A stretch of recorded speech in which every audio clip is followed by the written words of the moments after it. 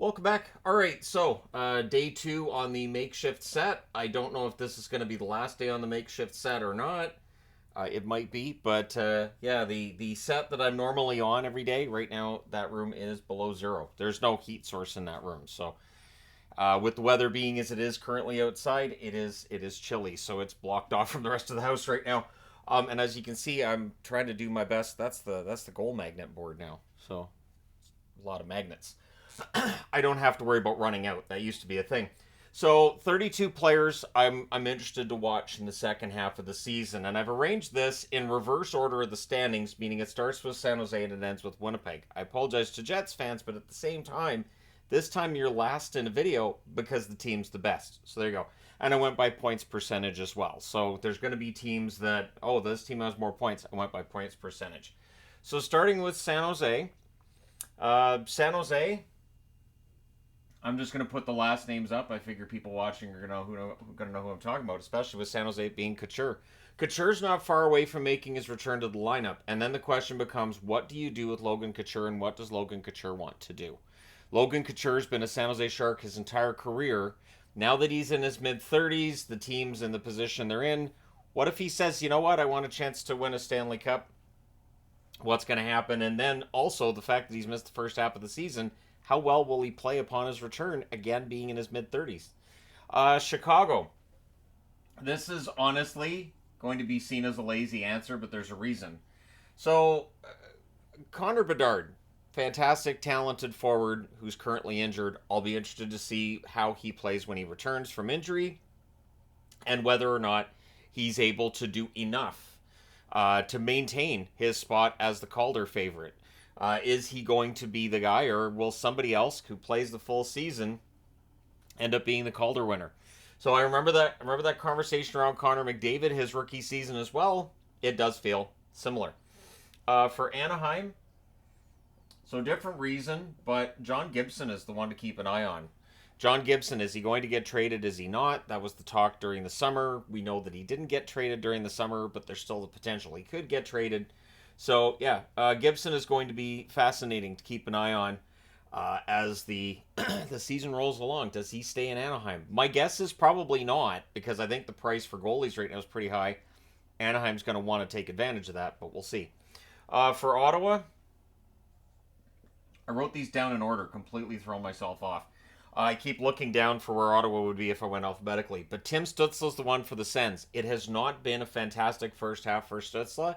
He's not the only Ottawa Senator that has not had a fantastic first half, but it's been a rough go. And over the last month, he's just got one goal. It feels like he's due to heat up, but if he doesn't, what happens with the Sens? And obviously, if this young core isn't producing, do you move somebody? Who do you move? I'm not saying Stützle's the guy that gets moved, because clearly he's the guy they want to build around, but it will be interesting to watch him in the second half of the season and see if he gets his numbers back up to where they're expected. For Columbus, so I mentioned Bedard. I'm going to mention Fantilli. So Bedard's out of the lineup, right? He's out for 6 to 8 weeks. Broken jaw, fractured jaw. Fantilli might be able to garner enough attention and score enough goals and points to turn some heads when it comes to the conversation about the Calder Trophy. With the understanding that Minnesota's Brock Faber would be in that conversation as well. But Fantilli's had, I think, a decent first half of a season as a rookie. I don't think there's been a problem with it. I think the expectations that a player is just going to commit to be a star player, I think that's unrealistic in today's NHL. And I think Fantilli's played well, so be interested to see how the second half of the season goes for him. Buffalo, Devin Levi. Levi has had an up and down run so far. Not necessarily exactly where he or the Buffalo Sabres would want to be at this point in the season. And so for Buffalo, a team that knows they need that solid goaltending to take that next step. And it was a conversation we had during the summer as well. And so Levi in the second half of the season, if Buffalo's going to have this remarkable, miraculous comeback, goaltending is going to have to be a big part of what drives it. For Minnesota, another injured player who doesn't sound like he's that far out, and that's Kaprizov. Kaprizov is the guy who really makes that engine go in Minnesota. They have other star players there. You have Boldy, you have Zuccarello, you have Rossi. Obviously, Brock Faber's emerging on the blue line. But yeah, when you need that big goal late, you expect that from Kaprizov. Up and down results before he got hurt. It felt like he was starting to get his game going. Will he be able to pick up where he left off when he returns? For Montreal, I mean, it kind of has to be Caulfield, doesn't it? Kind of, sort of. I mean, obviously, there's going to be a goaltending conversation to have with Montreal and where Jake Allen goes, but I want to see how Caulfield plays in the second half of the season. If he starts to produce at a 30 or 40 goal rate, the talent is there. But for naysayers that haven't been sold on Caulfield for whatever reason, right now they have some ammo looking at his numbers through the first half of the season. So really, it would behoove him to really turn things around in the second half of the year. For Calgary, again, I'm scanning the list. Throw myself off completely by putting it in order. Noah Hannafin. Did they sign him? Did they trade him? It depends on the day. It depends on the article. It depends who's covering him. Hannafin's had a good year. But is it the kind of year that you look at and say, well, we better keep this guy long term? Or is it the kind of year that you say, this guy's going to have a really good value? We could cash in at the deadline if we decide to trade him? That's the question mark right now. I do think that the Calgary Flames can do a retool. I don't think a rebuild is necessary. So some of the rumors I've started hearing about Calgary would only make sense if they're in a rebuild, and I don't think they need it. I think a couple of just surgical trades and then rebuilding at the fastest way possible, potentially this summer. Think along the lines of what the Rangers did, right? Send out your letter, we're sorry fans, you wanted more, and then go out and end up a playoff team a couple years later. Anyways, for Arizona, Connor Ingram's been a great story for the Arizona Coyotes, and he has stolen that starting job. Can he do it over a full 82 game schedule? Connor Ingram's never been a starter at the National Hockey League level. He hasn't played all the games that you have to as a starter. Vejmelka's given them kind of spotty goaltending, and for the Arizona Coyotes, they need to show that upward momentum. They don't want to fade in the second half of the season. I don't think they have pressure to make the playoffs like some of the other teams in this part of the board, but we'll see how Ingram's second half goes. If he plays as well as he has the first half, he's going to keep him in it. St. Louis, Jordan Kyrou's game has definitely improved from where it was to start the season. So with that momentum now going into the second half of the season, if Kyrou can keep that up and Thomas continues to play as well as he has, St. Louis is in the mix. Keeping in mind, of course, Binnington's numbers have been very good. But yeah, Kyrou's the one I'm going to be keeping an eye on in the second half. You guys can let me know which players you're going to be watching for in the second half of the season, too, of course, in the comment section below.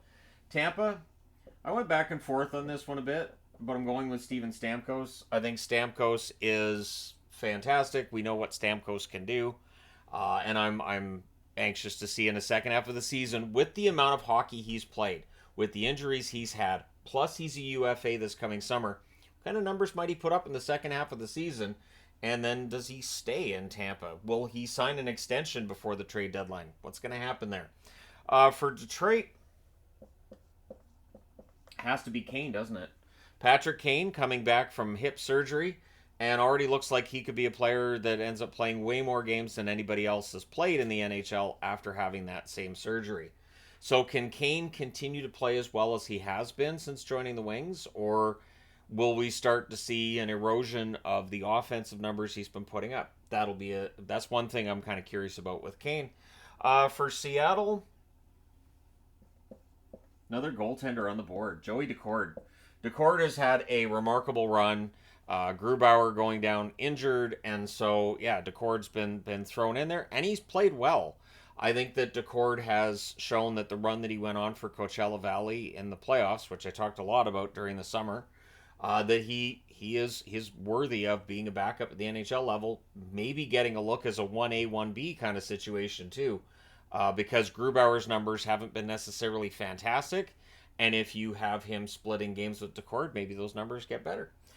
For Nashville, another goaltender. How lazy. But UC Saros' numbers haven't been Saros-like. Really haven't been. And yet Nashville's winning enough games that they look like they could be a playoff team. So with Nashville's second half schedule being a little more difficult, will that mean that Saros' numbers have to get better for them to make the playoffs? Probably. So it may be up to Saros as to whether or not they make the playoffs, which probably won't surprise anybody. Pittsburgh, it has to be, doesn't it? How can it not be Crosby? Sidney Crosby this year is having, I would say, the best season he's had in a while, and he doesn't have bad seasons either. So Crosby has been remarkably good for a Pittsburgh team that really needs that from him, and so, yeah, good on Crosby. For the Caps, this one's pretty easy. I don't even need to look at the book for this because it has to be Ovechkin. He's not playing today. He's only got 8 goals so far this year. So is Ovechkin at this point winding things down? How much longer is Ovechkin going to play? I know how much longer his contract goes. Does he play the whole contract? What's going to happen there? So Ovechkin is definitely, for me, the one to watch for the Caps. For New Jersey, back to a goaltender, Vitek Vanacek. So the goaltending question in New Jersey continues to be what vexes fans, and I think management as well. And Vanacek's numbers have not been great. I'm going to throw that out there. And if they're going to make a change in net, it feels like Schmid's not the one that's going to go. Vanacek's probably the one who ends up getting traded. So can he put together the kind of second half that either improves his stock for a trade, or is he going to end up getting waived? Like, what happens? Like, if Vanacek doesn't have that value, but they can add a goaltender, I would guess you probably waive him. And if they do, does he clear waivers? For the Islanders, I went back and forth on the Islanders too. I talk about Horvat too much, so I'm not talking about Horvat. I'll talk about Anders Lee. Mixed results for him. The advanced stats tell you he should be scoring more. I think Anders Lee can, and so we'll see if that is in fact going to happen for him. For the Oilers, you're all going to expect McDavid or Draisaitl. I'm putting up Bouchard. If Bouchard can produce at around a point per game for a full season, that's a bit of a surprise. And I've been a supporter of Bouchard. I've thought that offensively he's pretty elite, but point per game, a little bit of a surprise there. And I'm not saying he ends up with Norris votes, but he at least gets on the radar as one of the best defensemen in the league. And then we can all have that debate about offense versus defense from blue liners. Philadelphia,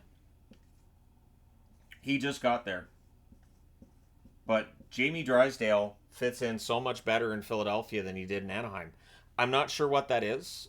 There are just players who play better in one location than the other, and Jamie Drysdale appears to be able to do that for the Philadelphia Flyers, which is good news for Philly, a team that really desperately needed the kind of blue liner that Jamie Drysdale is. And so this has been a good trade so far. So while all the drama's out there about how the trade happened, I don't think you should care as a Flyers fan right now.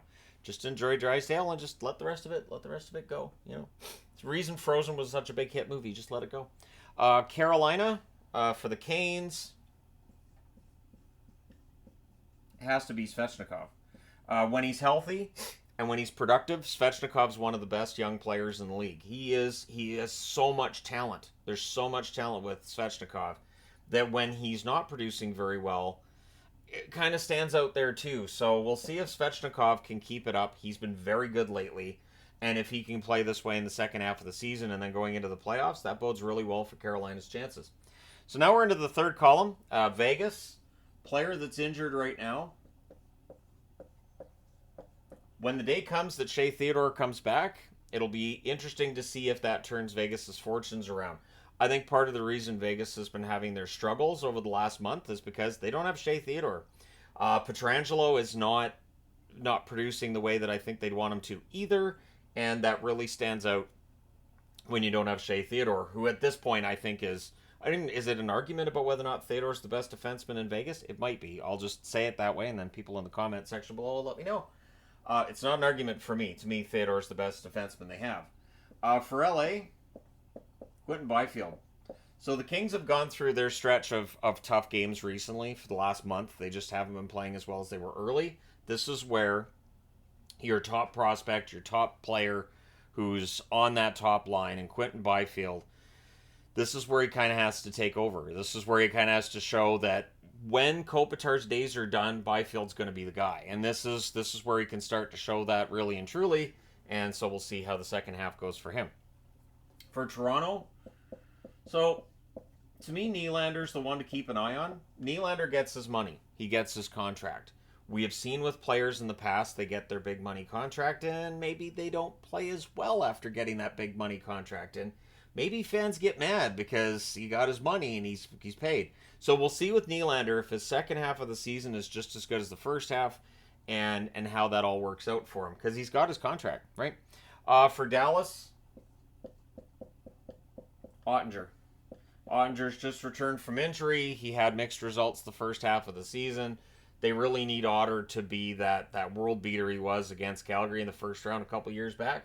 If that Jake Ottinger shows up for a majority of the games he plays, Dallas has a good chance of finishing maybe as high as second in the division. I don't know that first is a possibility at this point. They're 7 points back of Winnipeg. And they're, I think, 5 points back of Colorado. The odds of them catching both, I don't like, but the odds of them catching one or the other in the second half, that's possible. But it's going to rely, I think, a lot on Ottinger. For the Rangers, so early on in the season, Artemi Panarin was seen as the most likely winner for the Hart Trophy. He's still in that conversation. I would say he's still top 5. But it does feel like that fantastic start, that it's, and as good as he's been, it feels like that fantastic start. And I'll say through the first 15 games, he was playing better then than he is now, even though, and in the game I'm watching now between the Rangers and the Caps, he's been prominent. Will he be able to do that over a full 82-game schedule? Will he end up with over 100 points? And then if he does, he will end up being in the Hart conversation, I would think. But yeah, he's going to keep an eye on. For Colorado, Cale Makar. Again, I think the best defenseman in the National Hockey League's Cale Makar. I'm not insulting any other defenseman in the league by saying so. Just Makar is ridiculous. Everything he does is just he's a joy to watch. And so while McKinnon's a lot of fun to watch, and Rantanen's goal scoring is fantastic, and Landeskog's been seen on the ice recently, that's a great story if that comes through. If he comes back and plays at all in the playoffs, Landeskog will be one of the stories of the year. But yeah, Makar for me with Colorado. Florida, Barkov. Barkov doesn't have any goals over their winning streak, but he's got 15 assists. Barkov has been very, very effective. But I still think there's more goals to come from him, so we'll see whether or not Barkov's goal scoring ramps up in the second half of the season. He's got all the talent in the world. He's one of those players that if he decides, I think I'll go get some goals, then he will. But I think he's happy to pass the puck too. He's quite happy for Sam Reinhart. For Boston, Charlie McAvoy. He needs to stay healthy, he needs to stay focused, and he needs to play the game the way that we know that he can. McAvoy, one of the best defensemen in the league as well. But yeah, he needs to stay healthy, and he needs to keep his nose clean, avoid suspensions and all that fun stuff. But he still needs to play a little bit on the edge as well. So I love McAvoy's game. While Pastrnak would be the obvious answer here, I'm going with McAvoy. Vancouver. So Nylander gets his money. Pettersson has not sat down and talked contract with the Canucks. And there is an increasing sense of, so what's he going to do surrounding Pettersson? But if Pettersson keeps playing the way in the second half that he did in the first half, we'll see how it ends up. Because in the event that the Canucks said, you know what, we don't want to lose the guy the way that Calgary lost Tkachuk, and if they decide to move him, he's going to have great value if he keeps playing the way he has been. But I'd rather he signs. I'd rather he stays, personally. Just me. And then for Winnipeg, we're closing it out with Kyle Connor. Connor's a couple of weeks out, I think, still 2 to 3 weeks out.